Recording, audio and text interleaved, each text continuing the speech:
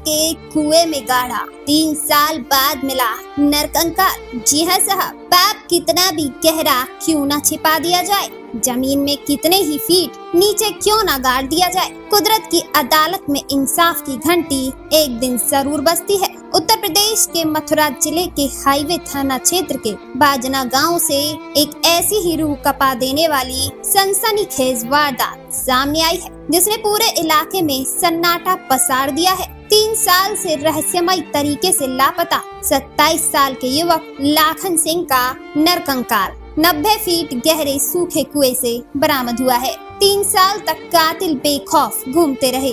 पीड़ित परिवार के साथ मिलकर खुद ही लाखन को ढूंढने का नाटक करते रहे, लेकिन कहते हैं ना कि पाप का घड़ा एक दिन जरूर भरता है। एक घरेलू झगड़े में कातिल के मुंह से निकली एक धमकी ने इस 3 साल पुराने खौफनाक हत्याकांड का राजफाश कर दिया। बाजना गांव के रहने वाले 27 वर्षीय लाखन सिंह अक्टूबर 2023 में अपने घर में हुए एक मामूली पारिवारिक विवाद के बाद नाराज होकर बाहर निकले थे। परिवार को लगा कि गुस्सा शांत होने पर लाखन लौट आएगा, लेकिन दिन हफ्ते में और हफ्ते महीनों में बदलते चले गए। लाखन के भाई कल्लू ने थाने में गुमशुदगी की रिपोर्ट दर्ज कराई, लेकिन पुलिस और परिवार की लाख कोशिशों के बाद भी लाखन का कोई सुराग नहीं मिला। लेकिन परिवार को जरा भी अंदाजा नहीं था कि जिस दिन लाखन घर से निकला उसी दिन उसकी दोस्ती ही उसका काल बन गई। लाखन गांव के ही अपने दोस्तों टीकम खान और महेश सैनी के साथ बैठकर नशा कर रहा था।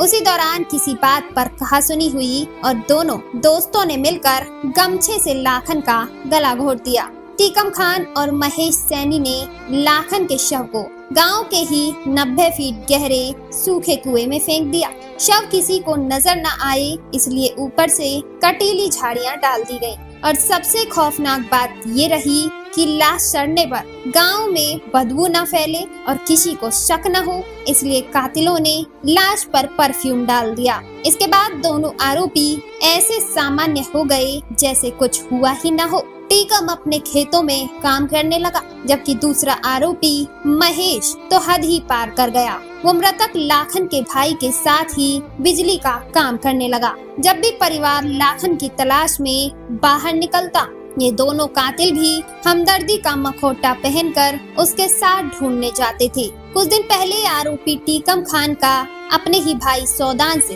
किसी बात पर झगड़ा हो गया।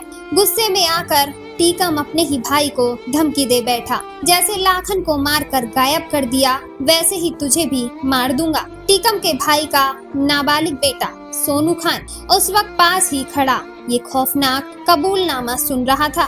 उस मासूम ने बिना देर किए तुरंत ये बात लाखन के परिवार वालों को बता दी, जिसके बाद परिजनों ने पुलिस को सूचना दे दी। जब शनिवार को पुलिस की टीम 90 फीट गहरे कुएं में उतरी तो झाड़ियों के नीचे नरकंकाल, फटे पुराने कपड़े, गले की कंठी और मोबाइल चार्जर मिला, जिससे भाई कल्लू ने अपने भाई लाखन की पहचान की।